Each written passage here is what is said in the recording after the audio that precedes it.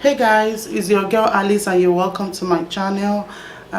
Sorry my mood is kind of down.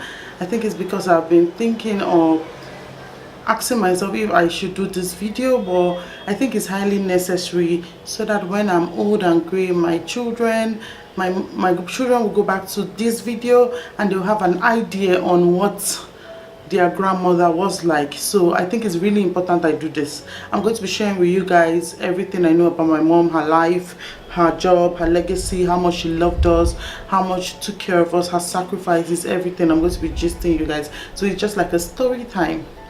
So let's go. There was a woman, she was born in 1965 in the village of Nduduma Woking, Ohofia local government of Abia State. She was the only girl amongst a lot of boys. Okay, how many boys? Bro Izera, Bro Bob, Bro Izera, Bro Bob, Bro Ojo. Okay, so she was the only girl and the last born. So she was born.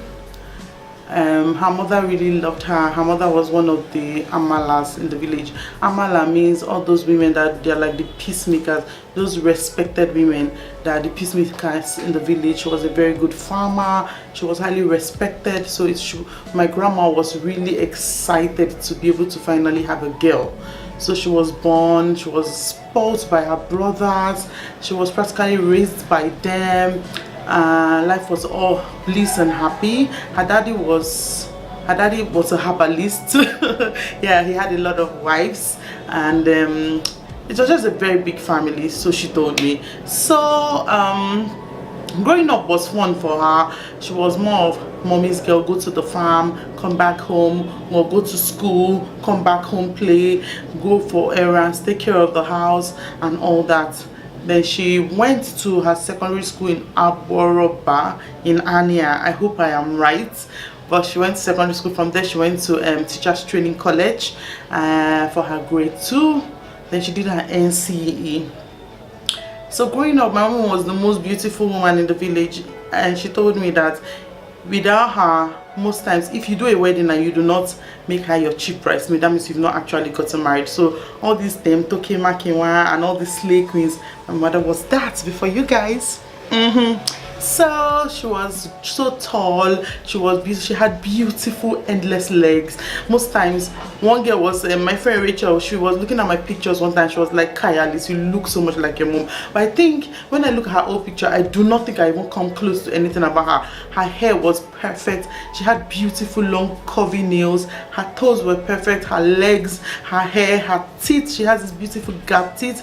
She was so beautiful. So Mom told me one day in Christmas they all went home to the village. Then my dad came home for Christmas from Lagos. So she said she just passed and she saw some guys standing. Actually, my dad is her elder brother's age mate, so they're kind of friends. So when he saw my mom pass with her friends, he was like, who is that? And normally then they don't approach women straight for marriage. Instead you ask her people. So they told her, no, Bob, meaning that's the child of, that's the one in Bob, meaning that's the younger sister to Bob, your own friend. So she now went to meet Bob, and Bob was like, okay. They spoke to her mom, her dad and all that. Before they even spoke to her, that's how they did courtship then. So anyhow, they got married, they came to Lagos, life was good, they were living in a nice apartment in Ojodun. Then they had my sister. After having my sister, my daddy was the chief graphic artist in Daily Times of Nigeria. He was a graphic artist. So they had my sister, they had me, had Joseph, had Samuel. It was amazing. We were like the model family. Whenever we were in church, Presbyterian church, and there's any quiz, Bible program, anything, my mom would work so hard. I remember her telling us to line up while we do our recitation. Normally my elder sister was very intelligent, so any Bible recitation they gave her used to be quite long. I will have the chapter that has maybe just 7 or 10 verses. I cannot forget one she taught me. I think it was Psalm 2 or Psalm 2 or Psalm 7, I don't know. But it was like, why do the heathen rage and the people imagine a vain thing? The kings of the earth set themselves and the rulers take counsel together against the Lord, against the Lord and against his anointed, saying, let us cast our cords. Let us, I can't remember, but she taught me about it. When it's Mother's Day, we will actually sing this song. Onye kanga kwa mama ne mutara ho we mwamo izini norma onyo gadiri mane. Yeah, she taught me that normally. And when we are singing or doing any recitation on the altar, my mom will be crying because I don't know, the love she had for us, and she's so emotional. Many people will be like, Alice, you're emotional, you know.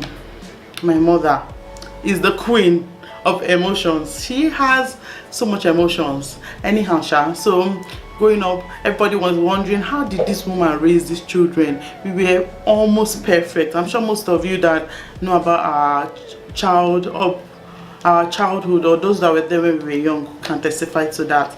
My mother was a perfect mother. So my mom was a teacher. She carries us to school. When we come back, she had a lesson at the back, so we'll all go behind and we'll teach. My mom still would teach other children. And my mom was an excellent teacher, meaning when, you know, all those women that got married to very rich men, maybe they brought them from the village, they cannot read, they cannot write.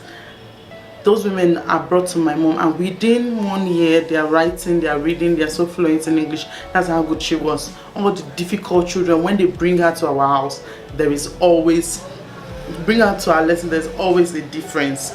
So growing up was so much fun. On Saturdays, my mom will come out she wear her shorts, all of us will come, we'll be doing race, passing around the baton, hide and seek, playing house, playing a lot of things. She had our time. So at times when we do something bad, my mom will be like, do not forget the house of where you're from. There was a time she took me to the kitchen. She said, look around, anytime you want to mess up, do not forget this kitchen. This is where you're from. My mommy calls it ubi kugi. Do not forget where you're from. Do not forget that you're in Kingsley. Do not stain that name, and that legacy has been with me till now. She loved us so much. There are times my mother would stay hungry so that we can eat. There was a time she prefers us looking better than she is, and trust me, she knows how to do that. There was a time money was a little bit tight, and we had an end of year party. I cannot forget in school. What my mother did was she went to Aswani market, bought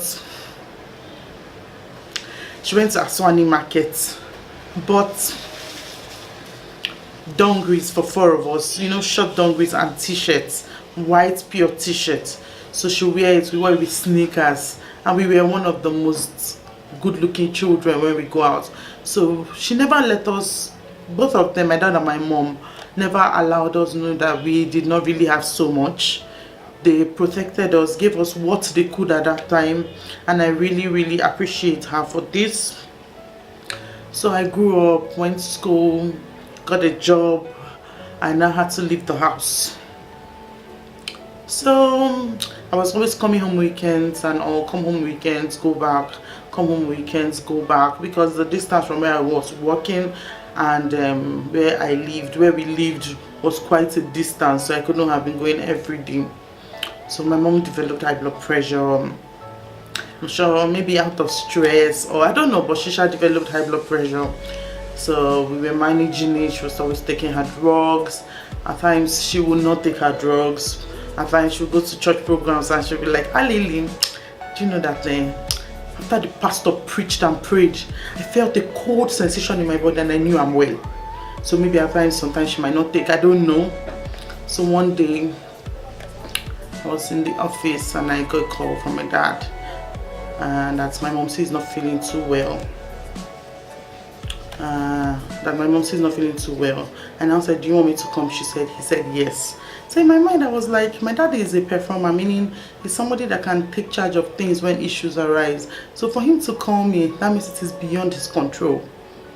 I kept quiet. I said, okay, well. Then he came again from a church member. Then my heart broke. "Alice, how are you? And your mom is not feeling fine. You hurry and start coming." I busted out in tears. I started crying. I was like, this one, people, church members are calling me. That means it's a big deal. Something is really wrong. Something is going on. I started crying. I took a bike from VI to Ikeja General Hospital. When I got there, my boyfriend was waiting for me outside. I was like, who told you about this? No, before I even got there, on my way, I called him on phone. I was like, Sam, please, can you hurry to the hospital? They said my mom is sick and it might take me a while coming here. Please go and check that everything is all right. And as usual, as amazing as he is, he was there. So when I got to the hospital, he was outside waiting for me. I was like, hey babe, how are you? We held hands, walked in.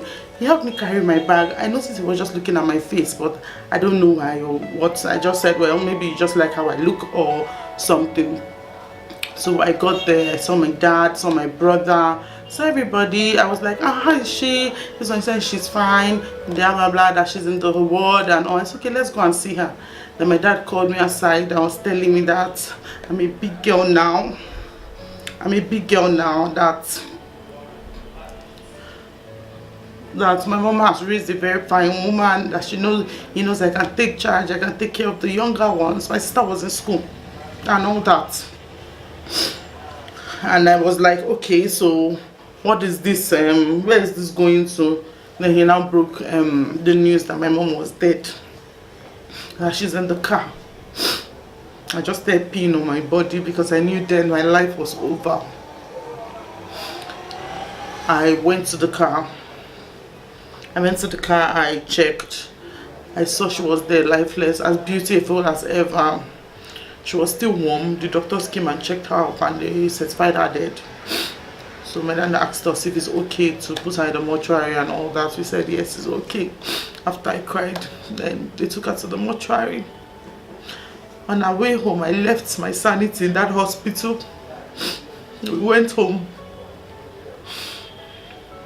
This was May 24th, 2010. I can never forget in my life. That was one of the worst days of my life. So we got home. People started visiting us. I slept off crying. In my mind, it's just a dream. By tomorrow, she'll be back. I woke up to people looking at me, asking, telling us sorry. Then I knew it was reality. It was reality. Trust me, when they tell you that every child without a mother is disadvantaged, it's only God that can help you. That is the truth. Anyhow, she died. We did her burial. Life moved on. Life went on. A lot of people came. Her friends, some of her business partners and all came.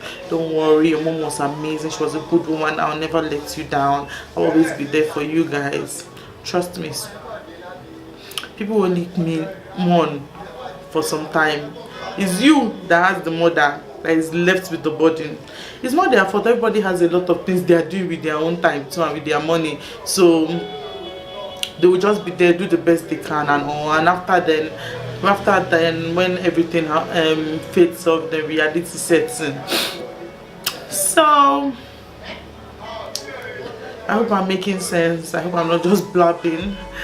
Anyhow, life went on. All of us had to move on.